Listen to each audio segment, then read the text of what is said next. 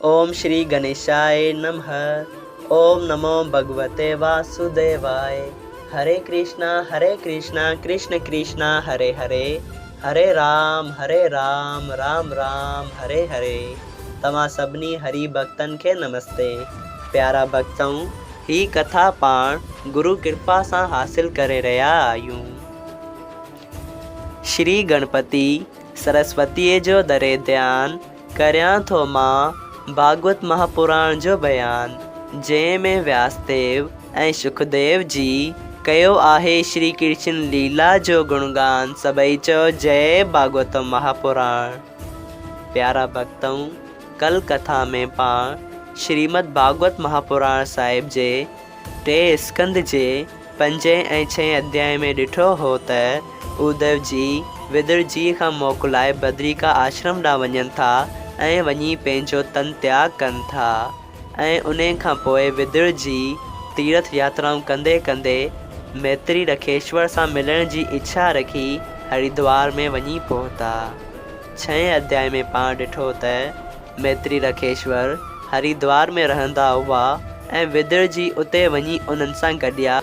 मैत्री रखेश्वर पुछियो त हे विदुर जी, तव्हां छो एतिरा दुखी ऐं उदास ॾिसण में था अचो? पोइ उन ते विदुर जी पंहिंजे मन जो हाल सभु उन्हनि खे करे ॿुधायो। ऐं पोइ विदुर जी चयो त मुंहिंजे मन में कुझु सिंसा ऐं सवाल आहिनि जेके मां तव्हां खां पुछण थो चाहियां। जंहिं ते मैत्री रखेश्वर चयो त बेशक जेको बि सिंसो तुंहिंजे मन में हुजे उहो पुछ। पोइ विदुर जी उहे सभु सवाल पुछिया जेके पाण कल कथा में ॿुधा हुआ। सभई चओ जय श्री कृष्णा।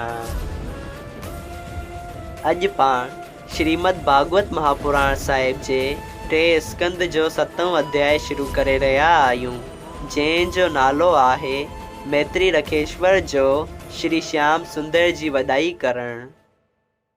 श्री सुखदेव जी चयो त हे राजा, विदुर जी ॻाल्हि ॿुधी मैत्री रखेश्वर चयो त हे विदुर जी, तव्हां पाण वॾा ज्ञानी आहियो ऐं तव्हांखे नंढपण खां हरि चरणनि में भक्ति ऐं प्रीत आहे।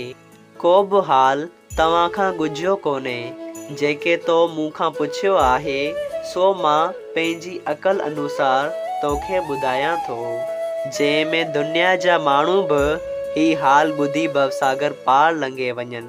हे विदुर जी, तव्हां धर्मराज जो अवतार कौरवनि जे कुल में वठी परमेश्वर जा सभु गुण ॼाणो था। मांडवी रखेश्वर जे श्राप सां तव्हां ही बदन पातो आहे। श्री कृष्ण महाराज सभिनी ॻाल्हियुनि में तुंहिंजी सलाह वठी कमु कंदो हो।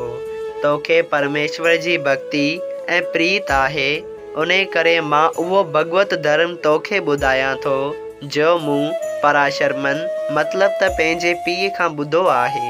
हे विदुर जी, जेके माण्हू परमेश्वर खां बेमुख आहिनि से दुख जे समंदर में ॿुॾा पिया आहिनि ऐं जनम ऐं मरण खां छुटकारो नथा पाइनि। ऐं जेको कमु पंहिंजे सुख जे वास्ते कनि था उन्हनि खे उन मां सवाइ दुख जे ॿियो कुझु बि नथो मिले।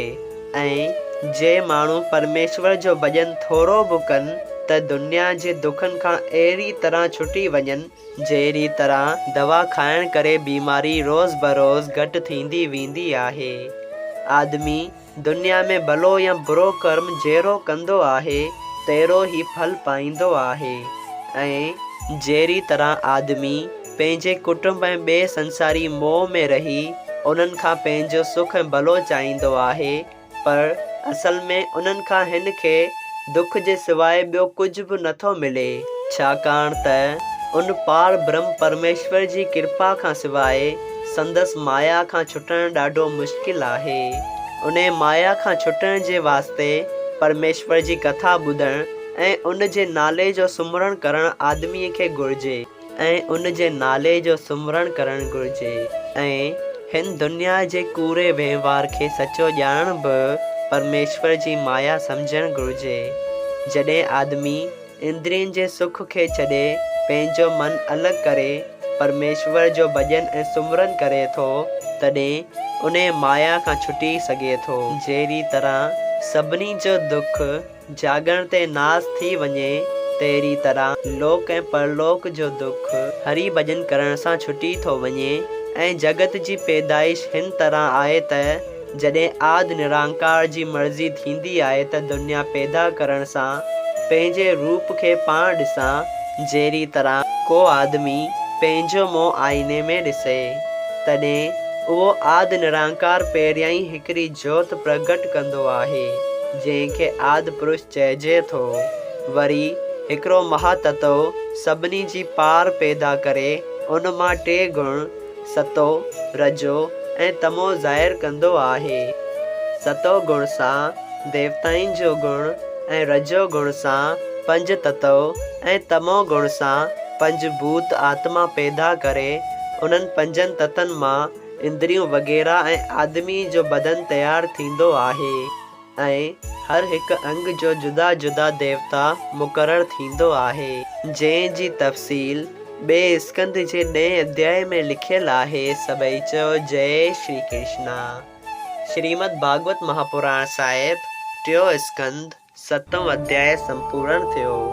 अगरि तव्हां सभिनी हरि भक्तनि खे हिन कथा मां लाभ हासिल थियो हुजे त कृपया हिन कथा खे ॿियनि हरि भक्तनि सां शेयर कजो त उन्हनि जो बि भलो थिए ऐं अव्हां जो बि भलो थिए। सभई चयो जय सिया राम। राधे राधे।